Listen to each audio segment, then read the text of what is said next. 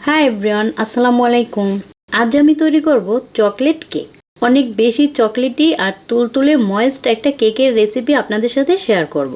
যারা চকলেট লাভার আছেন তাদের জন্য তো বেস্ট একটা রেসিপি। আর কেকটা বানানোও কিন্তু একদম সহজ। ভিডিওটি দেখে যে কেউ কেকটা পারফেক্টভাবে তৈরি করতে পারবেন। তো পুরো ভিডিওটি দেখে নেবেন, আশা করি ভালো লাগবে। তো কেক তৈরির জন্য প্রথমেই আমি শুকনো উপকরণগুলো রেডি করব। তার জন্য আমি একটা স্টেইনারের ভিতরে নিয়ে নিলাম 1/3 কাপ ময়দা, 1.5 টেবিল চামচ নিলাম কোকো পাউডার।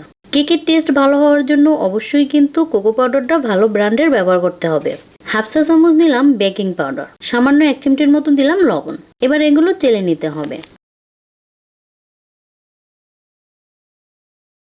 আর এই যে চেলে নেওয়ার পরে এভাবে একটু সুন্দর করে মিশিয়ে দিতে হবে। তো এটা মিশিয়ে আমি একটা সাইডে রেখে দিলাম। এবার আমি একটা বলের ভিতরে নিয়ে নিলাম রুম টেম্পারেচারে থাকা 2টা ডিম। তারপরে বিটারের মিডিয়াম স্পিডে বিট করে নেব।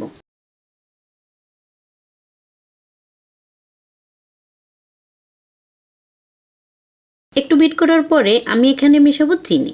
আর চিনি নিছি আমি এখানে 1/4 কাপ। তো অর্ধেক অর্ধেক করে দুইবারে চিনিটা মেশাবো।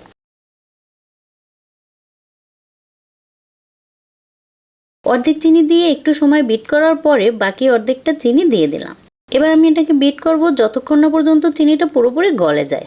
আর এই কেকে ডিমটা ফোম করার কোনো দরকার নেই, তাই চাইলে আপনারা ডিমটা হাতেও কিন্তু বিট করতে পারবেন। তাছাড়া চাইলে ব্লেন্ডারের সাহায্যেও বিট করতে পারবেন। আর এই যে দেখুন চিনিটা পুরোপুরি গলে গেছে।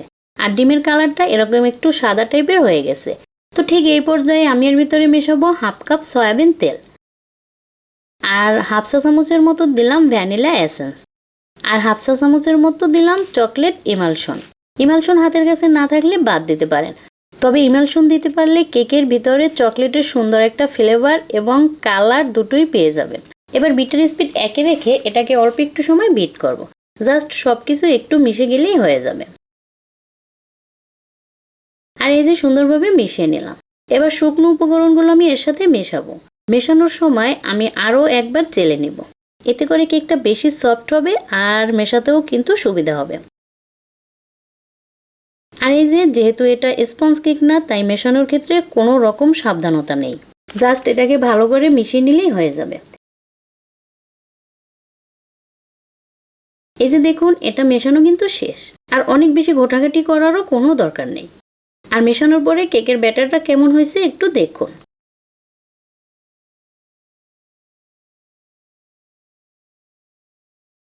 এবার কেকটাকে আমি স্টিম করব।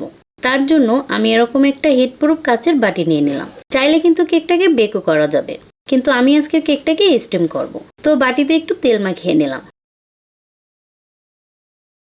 এবার কেকের সম্পূর্ণ ব্যাটারটা বাটিতে ঢেলে দিলাম।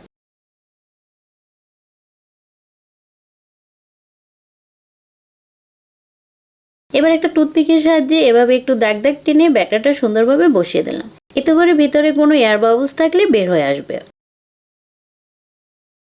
তো কেকটাকে স্টিম করার জন্য আমি এরকম একটা বড় সাইজের সিলভারের হাঁড়ি নিয়ে নিলাম। হাঁড়ির ভিতরে প্রথমে একটা স্ট্যান্ড বসিয়ে দিলাম। তারপরে স্ট্যান্ডের সমান সমান করে পানি দিয়ে দিলাম। এবার এই কেকের বাটিটা স্ট্যান্ডের উপরে বসিয়ে দিলাম। তারপরে ঢাকনা দিয়ে বাটিটা ঢেকে দিলাম। তো এবার হাঁড়িটাকেও আমি ঢাকনা দিয়ে ঢেকে দিলাম। এবার মিডিয়াম হিটে 30 থেকে 40 মিনিটের মতো স্টিম করতে হবে। আর কেকটা যদি বেক করেন তাহলে লো হিটে 45 থেকে 50 মিনিটের মতো সময় লাগবে। আর এই যে কেকটা এখন হয়ে গেছে, আর কেকটা হইতে প্রায় 35 মিনিটের মতো সময় লেগেছে। এই যে দেখুন একদম সুন্দরভাবে কেকটা বেক হয়ে গেছে। আমি একটা টুথপিক দিয়েও কিন্তু চেক করে দেখলাম। দেখুন টুথপিকটা একদম ক্লিন বের হয়েছে। তো কেকটা আমি চুলা থেকে নামিয়ে নিলাম। আর দেখুন কেকটা কতটা সফট হয়েছে। এবার একটা কাপড় দিয়ে ঢেকে রেখে দেবো ঠান্ডা হওয়ার জন্য।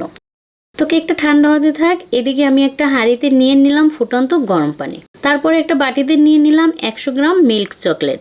চাইলে এখানে ডার্ক চকলেটও ব্যবহার করতে পারবেন। আমি এখানে ব্লুবেল ব্র্যান্ডের মিল্ক চকলেটটা ব্যবহার করেছি। তো চকলেটের ভিতরে আমি দিয়ে দিলাম 2 টেবিল চামচের মতো গরম দুধ। এবার চকলেটের বাটিটা গরম পানির পাত্রের উপরে রেখে আস্তে আস্তে নাড়তে থাকলে চকলেটটা সুন্দরভাবে মেল্ট হয়ে যাবে।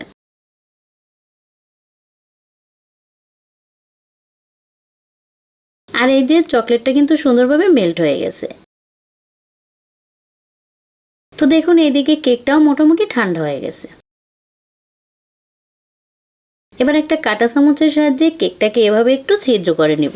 এতে করে চকলেটটা ভিতরের দিকে কিছুটা ঢুকতে পারবে আর কেকটা অনেক বেশি ময়েস্ট হবে। তো এবার এই মেল্টেড চকলেটটা আমি কেকের উপরে সম্পূর্ণটা ঢেলে দিলাম। তারপরে উপর থেকে আমি আরো কিছুটা গ্রেট করা চকলেট দিয়ে দিলাম। আর দিলাম কয়েকটা গোল্ডেন কালারের সুগার বল। তো চকলেটটা ভালোভাবে সেট হবার জন্য আমি এটাকে আধা ঘন্টার মতো নর্মাল ফ্রিজে রেখে দেব। আর এই যে আধা ঘন্টা পরে দেখুন কেকের লুকটা। এবার একটা নাইফের সাহায্যে সাইডটা হালকা একটু ছাড়িয়ে নিলাম। তারপরে একটা কেক বোর্ডের উপরে আমি কেকটাকে নিয়ে নিলাম।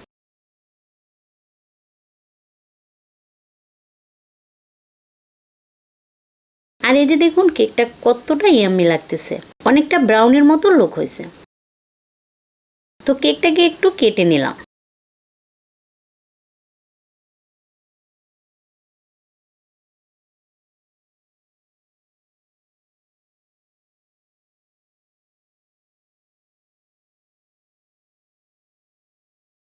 দেখুন কতটা সফট, নরম, তুলতুলে। এটা খেতে যে কতটা চকলেটি ছিল জাস্ট বলে বোঝানো যাবে না। তো আশা করি ভিডিওটি আপনাদের ভালো লেগেছে।